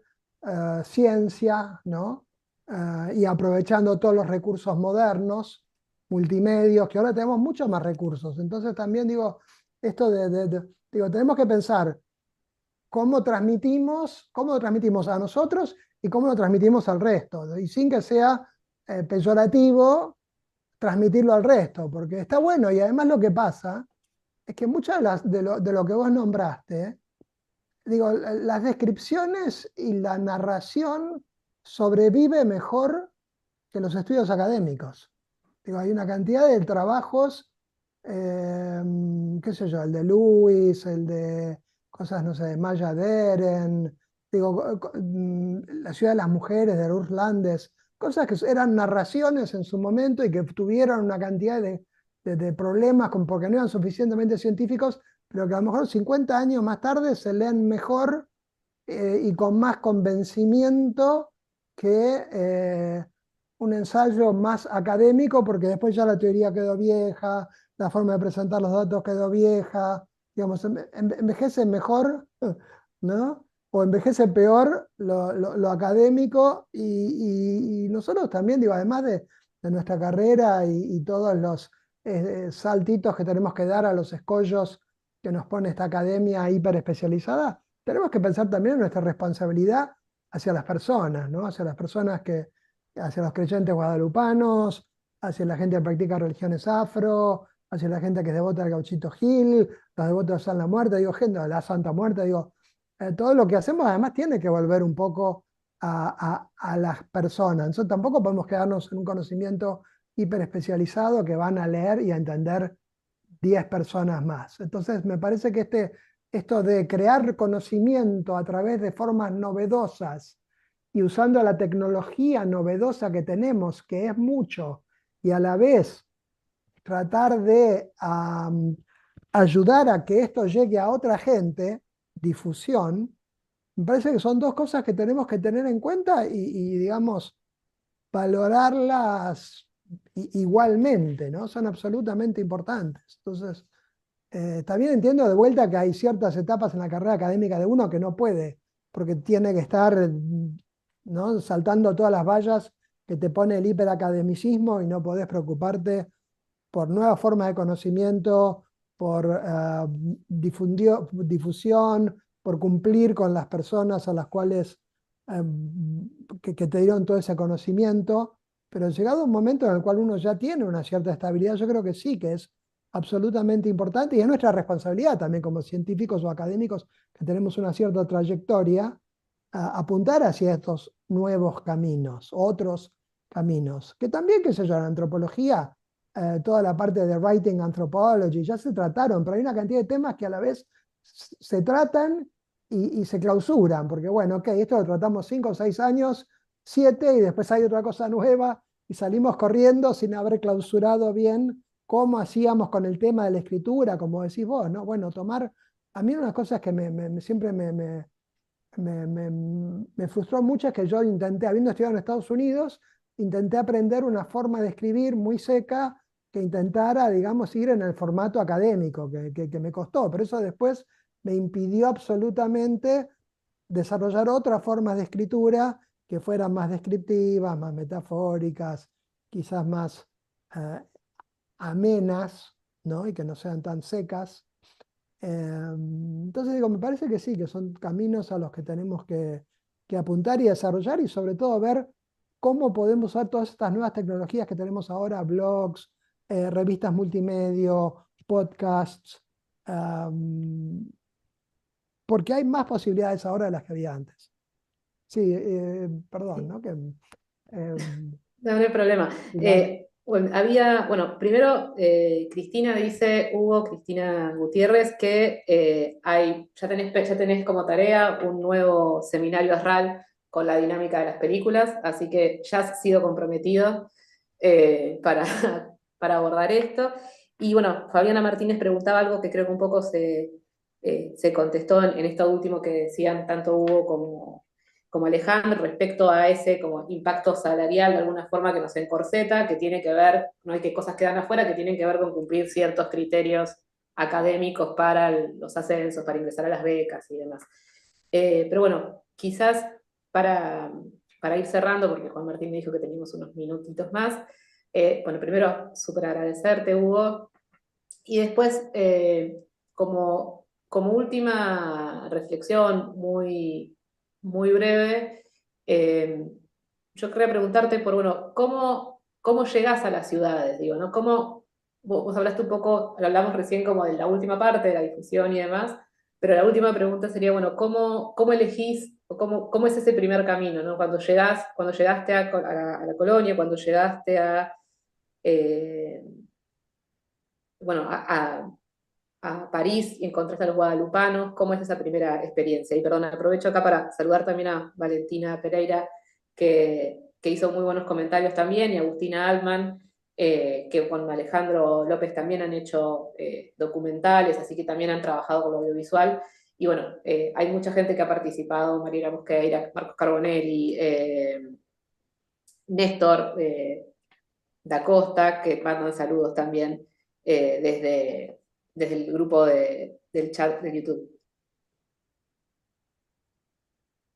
Sí, híjole, gracias. Mira, a ver, las dos reflexiones, a ver, para cerrar. Lo primero es,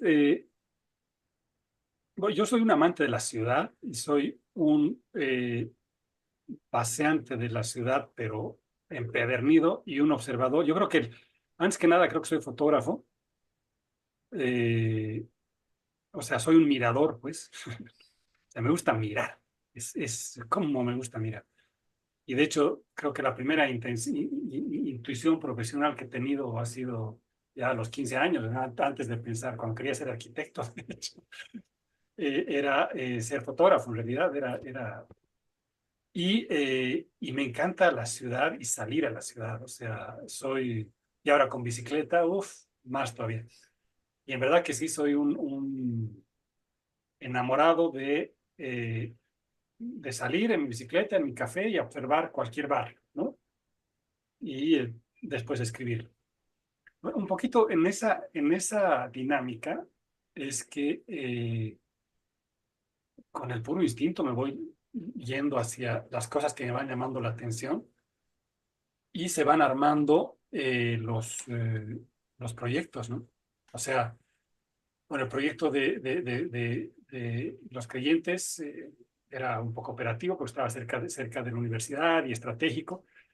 Pero claro, cuando empezaba a caminar por esos barrios, un barrio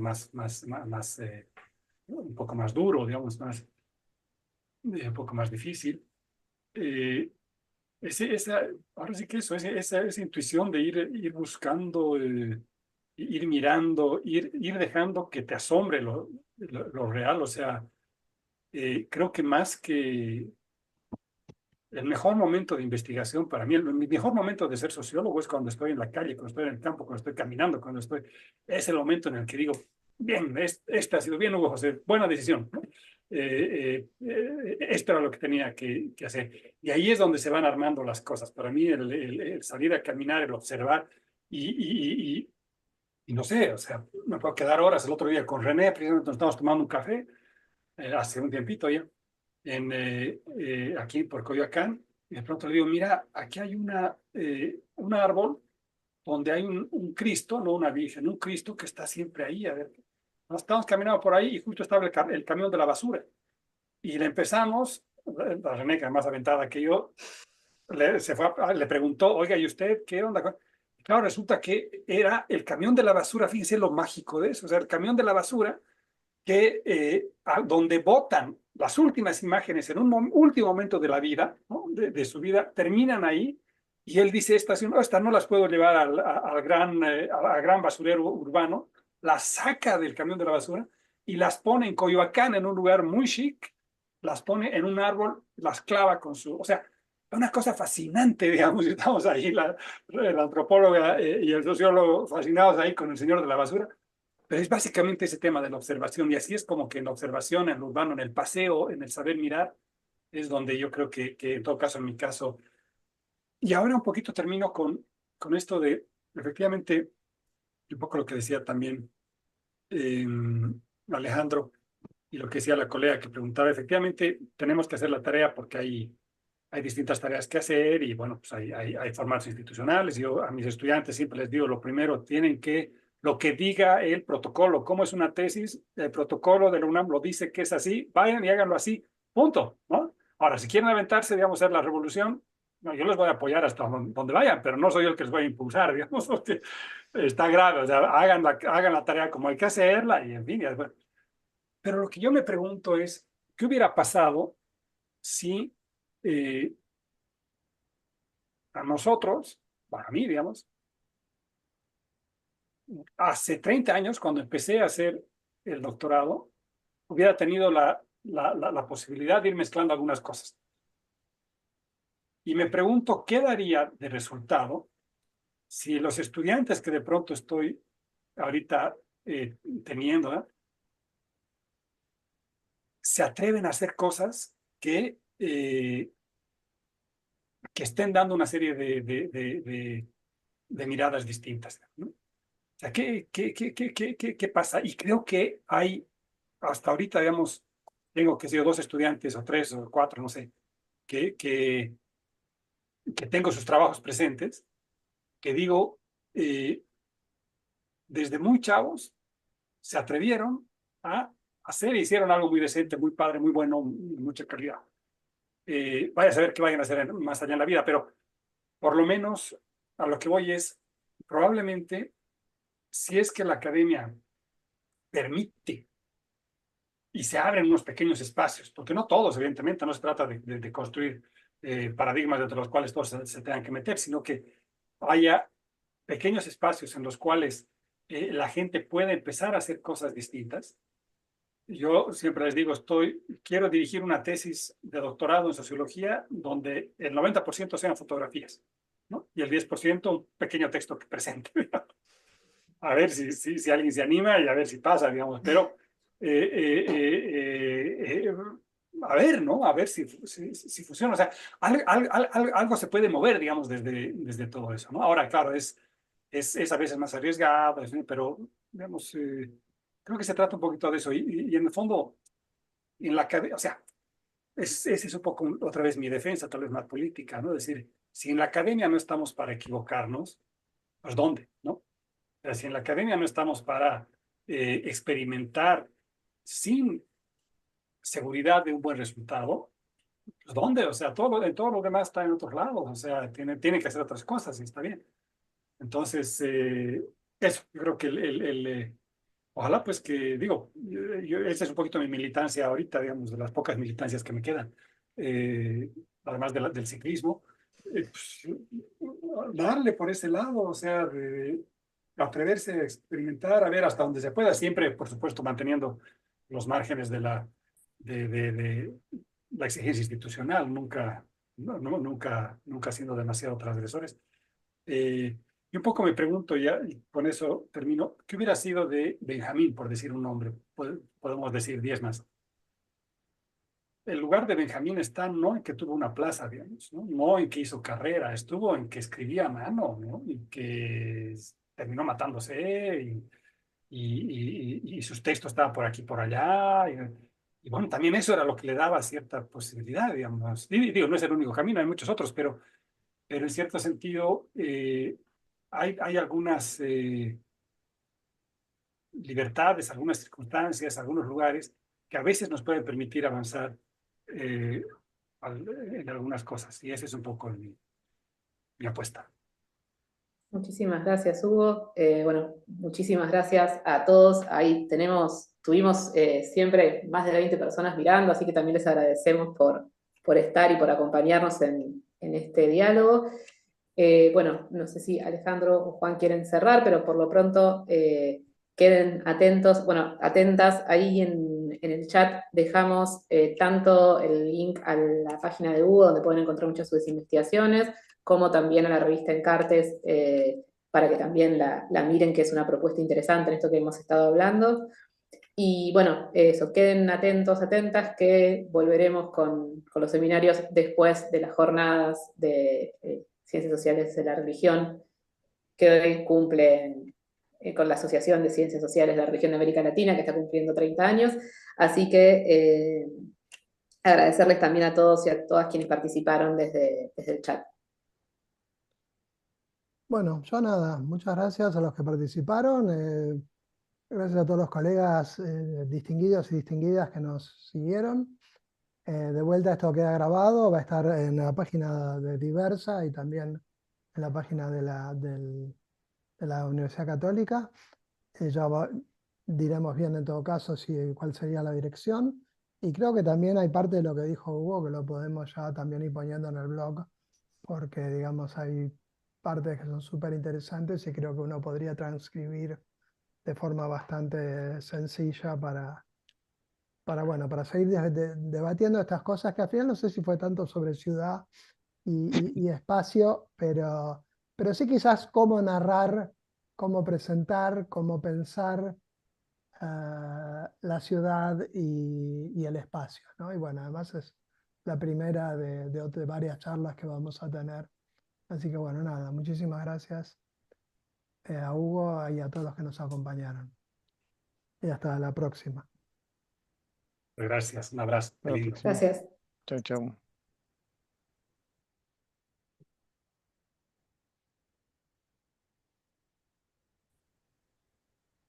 Federico, ¿dejamos de transmitir ya? No estoy segura si hemos dejado de transmitir. Así que